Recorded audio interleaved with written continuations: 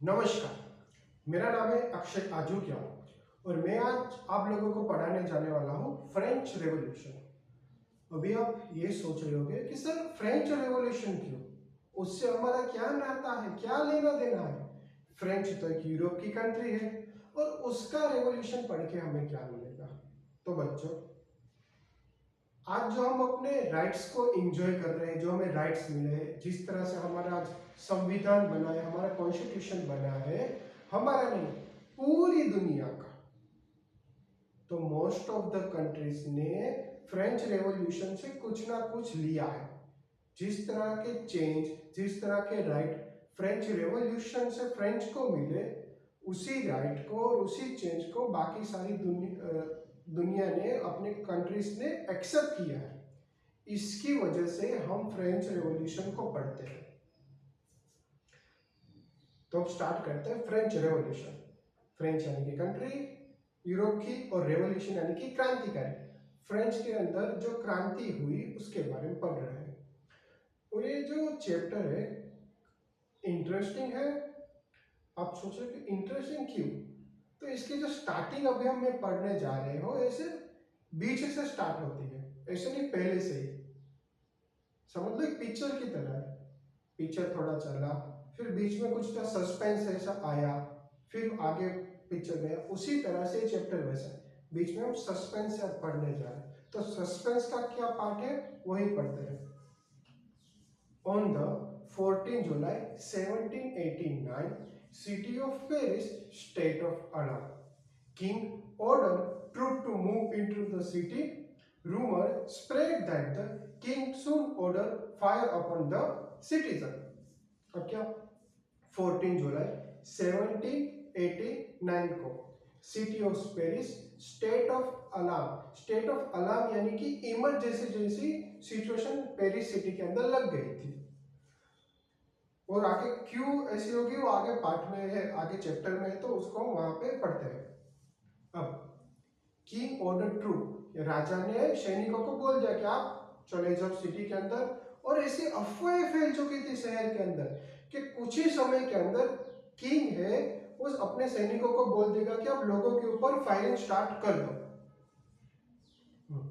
सब 7,000 men and women gathered around the town hall and form of people militia. They broke number of government building in search of arms. तो 7,000 के करीब पुरुष और महिलाएं town hall के पास gather हो गई, इकट्ठी हो गई और अपने आप को पीपल मिलिटिया बने। अब पीपल मिलिटिया क्या? पीपल मिलिटिया यानी कि मिलिट्री समझ लीजिए, जो लोगों से बनी हुई है, लेकिन जिन लोगों के पास प्रॉपर इक्विपमेंट नहीं है, हथियार आर्म्स नहीं है और ट्रेनिंग नहीं है। लोगों से बनी हुई आर्मी कह सकते हो, जिसके पास हथियार नहीं है, इक्विपमेंट नहीं है और प्रॉपर ट्रेनिंग नहीं है, लेकिन वो अपने आप को क्या आर्मी के फॉर्मेट में रखती है कि बोलते हैं कि हम भी आर्मी है। और ऐसा क्यों? क्योंकि शहर के अंदर ऑलरेडी सेना आ चुकी थी, किसकी? राजा की, और लोगों ने खुद की बना ली। अब आप सोचे राजा और लोगों, हाँ आगे है चैप्टर में ऐसा क्यों हो रहा है। Some several hundred people moved to the eastern part of city in search of horned arms. They stormed fortress prison of Bastille.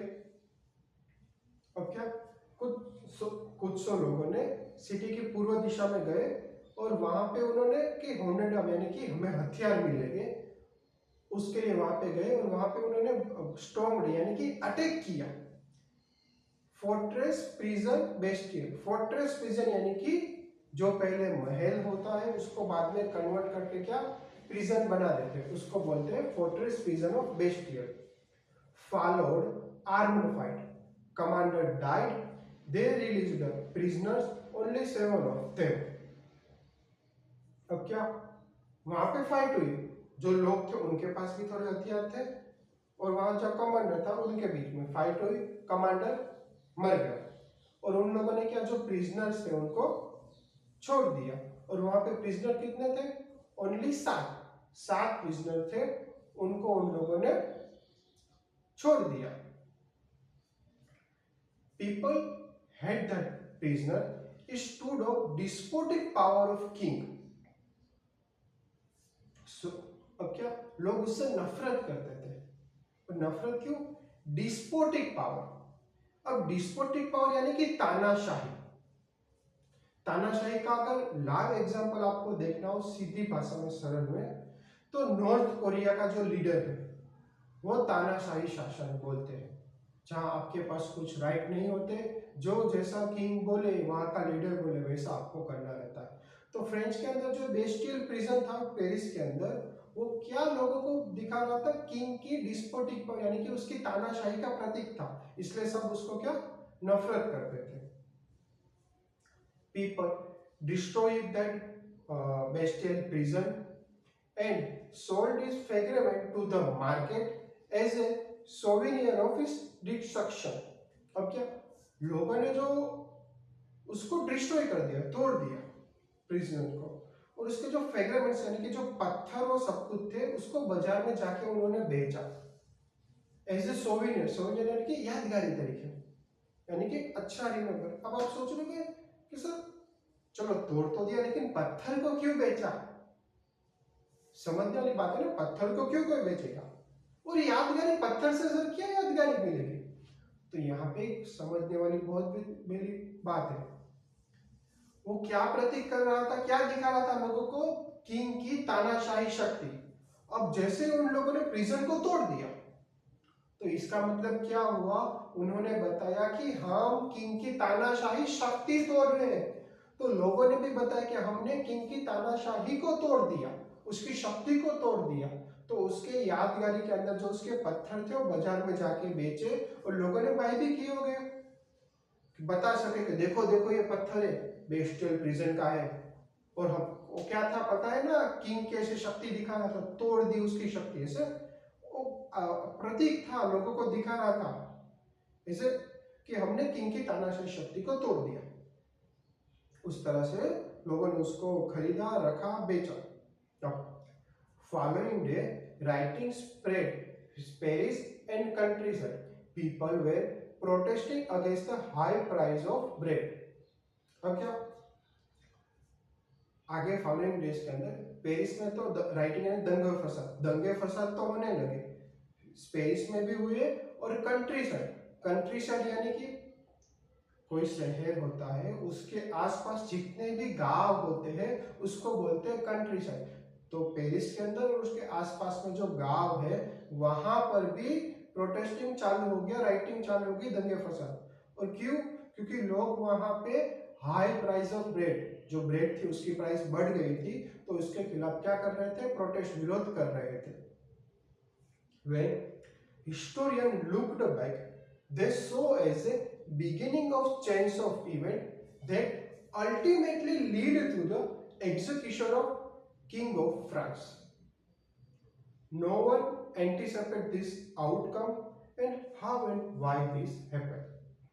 अब हिस्टोरियन यानी कि जो इतिहासकार है, इतिहासकार जो इतिहास के बारे में पढ़ते हैं, जो जानकारी होते है इस इतिहास के बारे में, उसको हिस्टोरियन बोलते हैं। उन लोगों ने जो वापस देखा, अब समझने वाली बात है, आज हुआ जो भी हो रहा था उसके कुछ सालों के बाद वहां से हिस्टोरियन ने क्या पीछे वहां से देखा उन लोगों ने कि क्या हो रहा है। जब उन लोगों ने सब डॉक्यूमेंट वो सब देखे होंगे कि क्या हो रहा है, तब उन लोगों को समझ में आया is a beginning of change of event. Beginning यानी कि शुरुआत, चेंज ऑफ इवेंट। अभी आप लोगों को चेन तो पता ही होगी, साइकिल बोलते हैं, एक से एक ऐसे जुड़े हुए होते हैं, जैसे 1 2 3 4 5। ओके, उसी तरह से जो इवेंट होने लगे वो चेंज ऑफ इवेंट, यानी कि एक इवेंट स्टार्ट होता है, खत्म होता है, तो दूसरा इवेंट स्टार्ट होता है, वो खत्म होता है, दूसरा स्टार्ट होता है, खत्म होता है, तीसरा स्टार्ट होता है, वो खत्म होता है, तीसरा खत्म होता है, तो चौथा स्टार्ट होता है और खत्म होता है, उस तरह से पांचवा। यानी कि एक के एक बाद अलग अलग इवेंट होने लगे, और उसका आउटकम क्या आया? जो फ्रांस का राजा था, किंग था, उसका एग्जीक्यूशन यानी कि वो खत्म, वो मारा गया, और किसी ने भी ऐसा आउटकम सोचा ही नहीं था। अब how and why this happen, यानी कि अब क्यों और ये कैसे हुआ, अब होता है हमारा चैप्टर यहाँ से चालू, यानी कि हमारी पहली film French revolution is a beginning. अब क्या हो रहा है उसके बारे में। Thank you very much.